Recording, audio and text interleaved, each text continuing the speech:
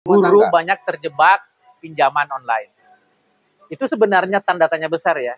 Kalau kita berasumsi bahwa guru memiliki akses kepada pengetahuan, memiliki literasi yang bagus, kenapa dia begitu butuhnya uang?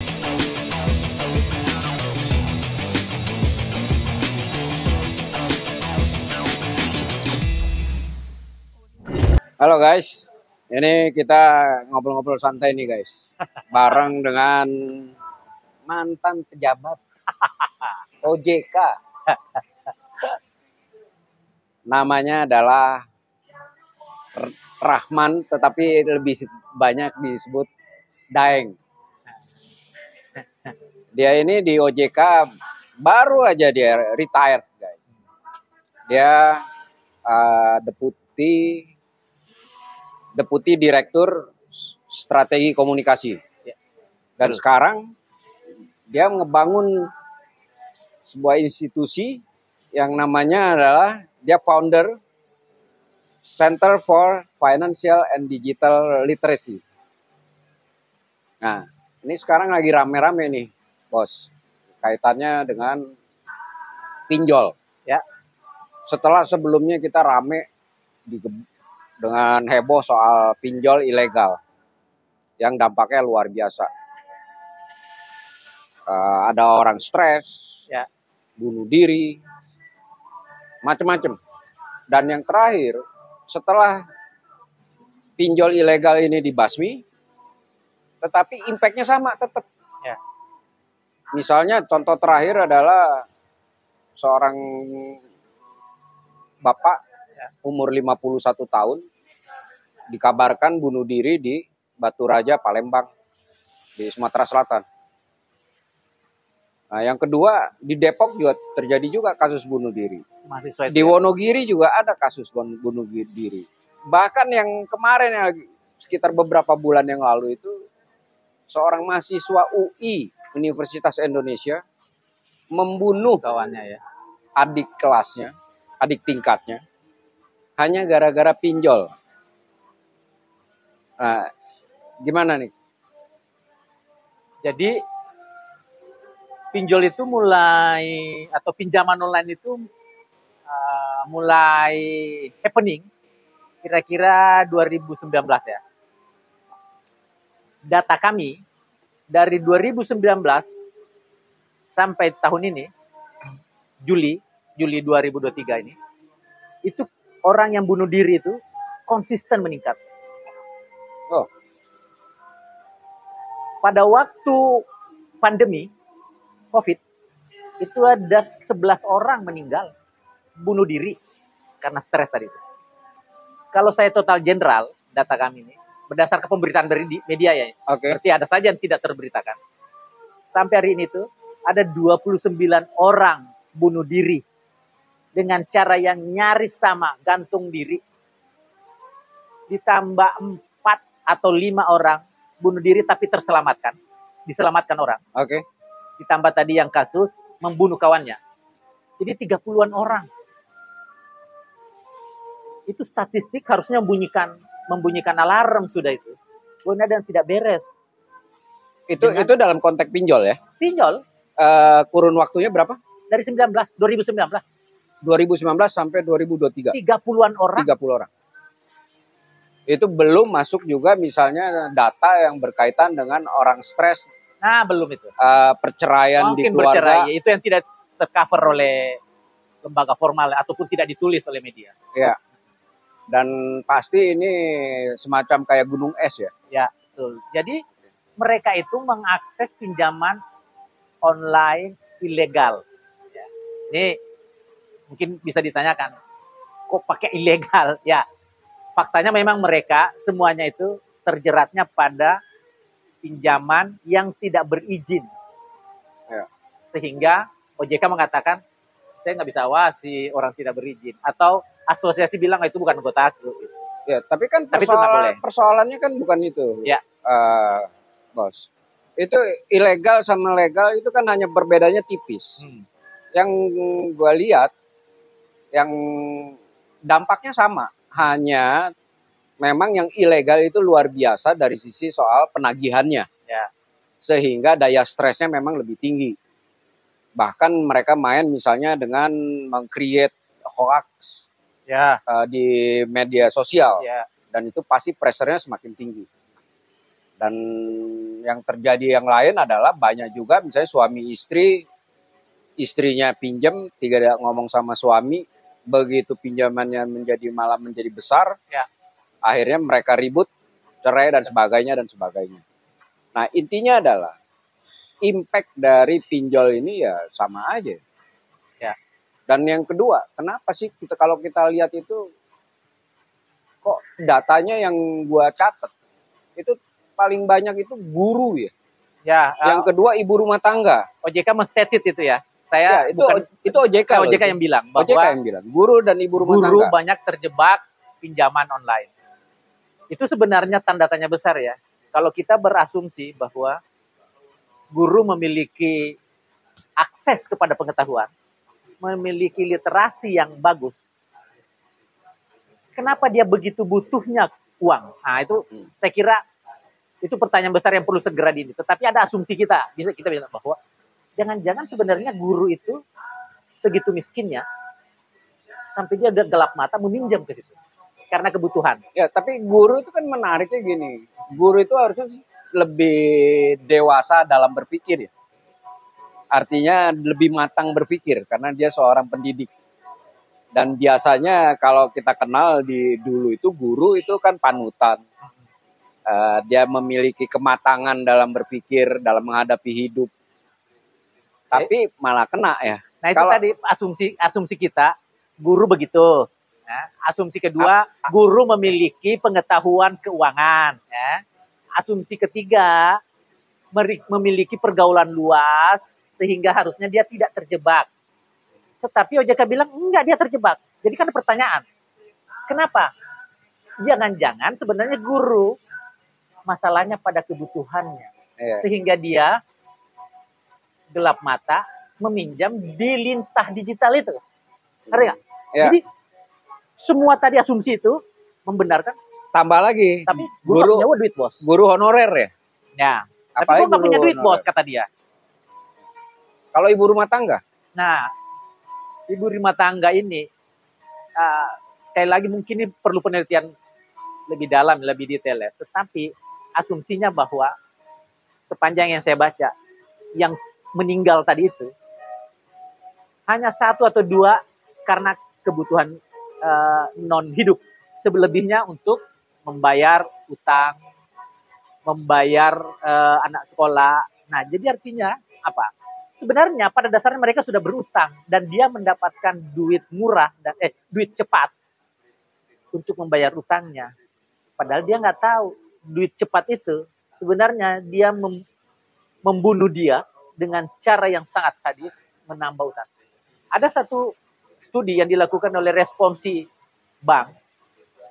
Responsi Bank ini jaringan internasional LSM. Ada pedagang di Tanah Abang. Tadinya dia menunggak uang bayar cicilan mobil. Dia mendapatkan WA, wih gampang nih, dalam hitungan jam bisa keluar. Dia pinjam 10 juta. Karena mungkin cicilan mobilnya 10 juta. Di 10 aplikasi. Dia nggak baca, sudah nggak baca. Dalam 1 minggu dia harus kembalikan 15 juta. Dia baru kaget. Dalam beberapa bulan dia sudah 500 juta pinjamannya. Di 80 pinjaman online. Ya guys, jadi sebenarnya pertama munculnya kebijakan dari pinjol ini sebenarnya karena pemerintah melihat bahwa banyak masyarakat kita yang tidak bisa mengakses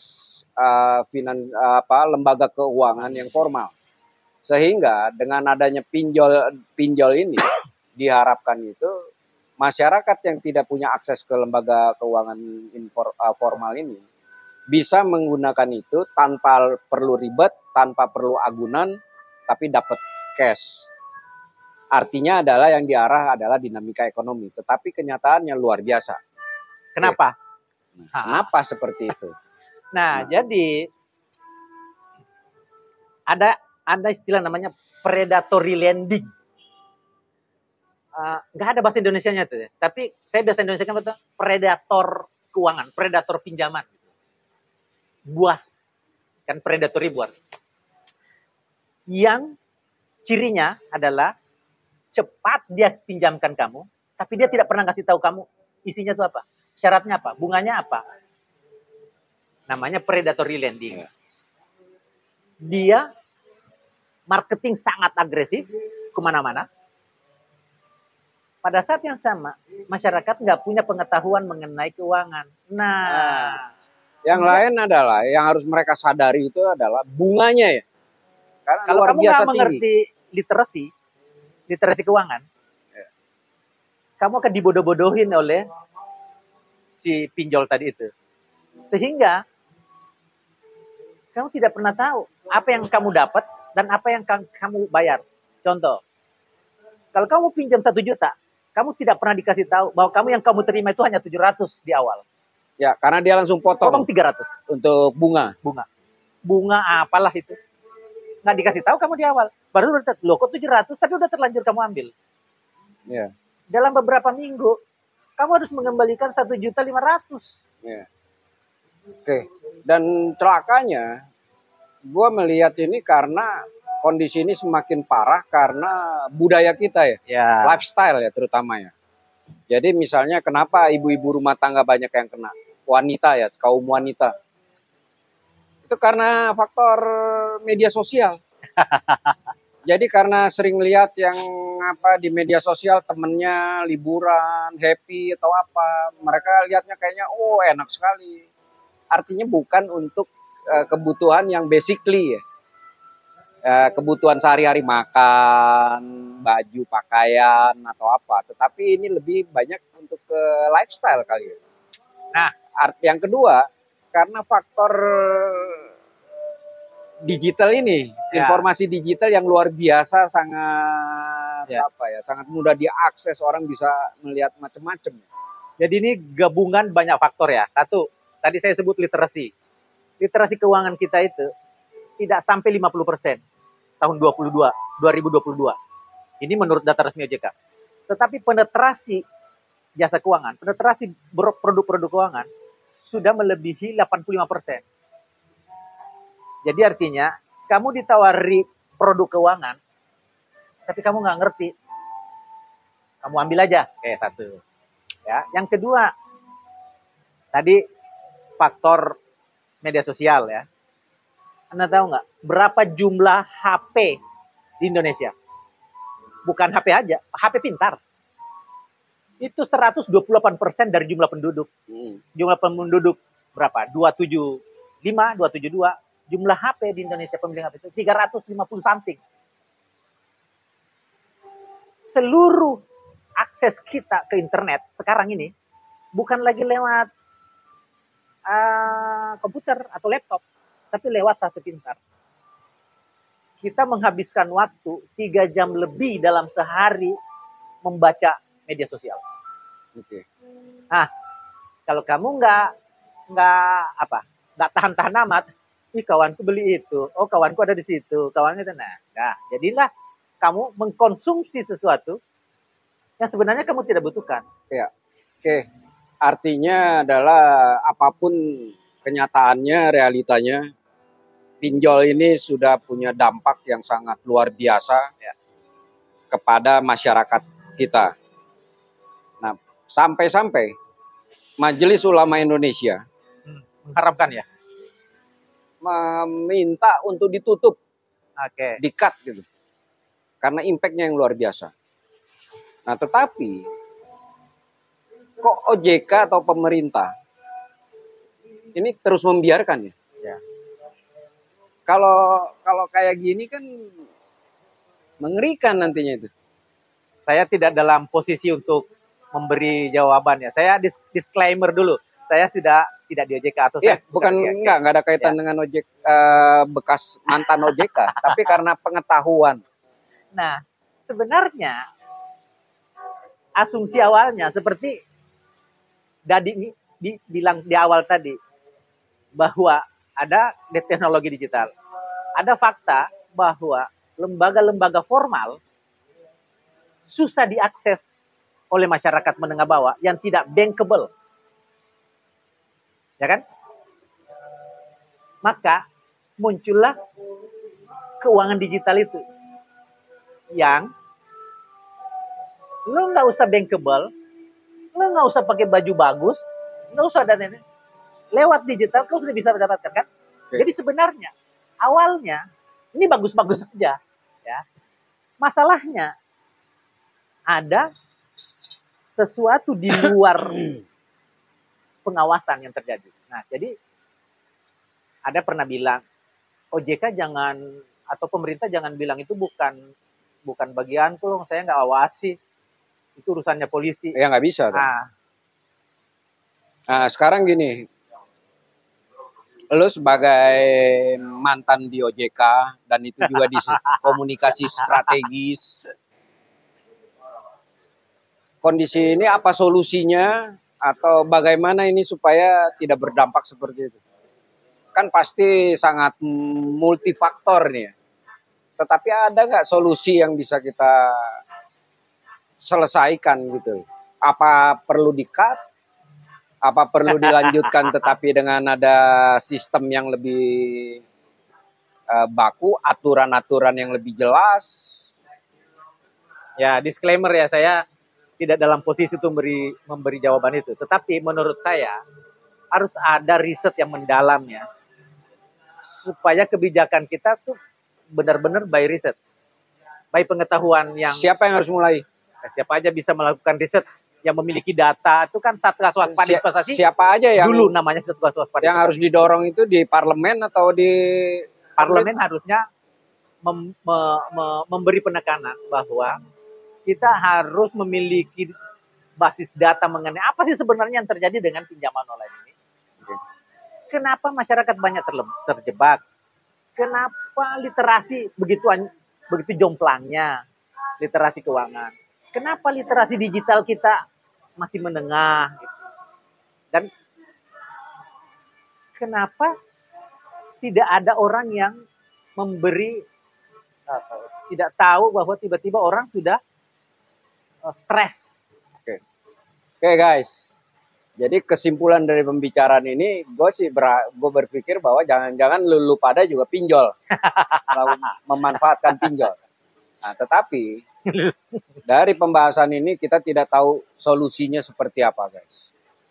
Maka menurut gue kayaknya para stakeholder ini harus benar-benar concern dan secepatnya mengambil langkah-langkah untuk case ini bisa selesai.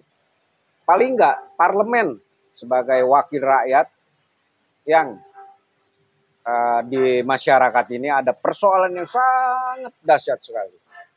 Jadi menurut gua kayaknya mulainya dari parlemen atau bahkan harusnya pemerintah sendiri atau dari lulu pada guys. Kita buat gerakan itu guys. Oke guys, tolong di komentarnya guys. Bye bye. Bi, udah matiin bi, cut.